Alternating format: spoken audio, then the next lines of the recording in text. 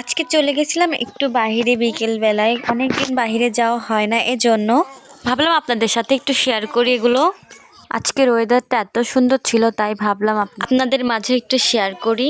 এখানে অনেক সবজি লাগানো, সিম লাগানো ছিল, একটু আপনাদেরকে দেখাই। তো চলেন, এদিকের ব্রিজের সামনেই আমাদের বাড়ির পাশেই তো গেছিলাম আবার ব্রিজে। আমি, আমার মেয়ে, আমার ছেলে সবাই মিলে। আজকে এত সুন্দর লাগছিল এই জায়গাটা, তাই হুট করে আবার দেখি বাইরে ট্রেন আসবে, এজন্য আওয়াজ হচ্ছে।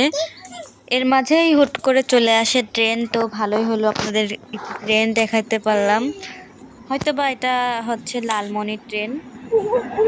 এই যে ট্রেন দেখে চলে আসছে ট্রেন। তো আমার মেয়েটা খুবই খুশি আজকে বের হয়ে।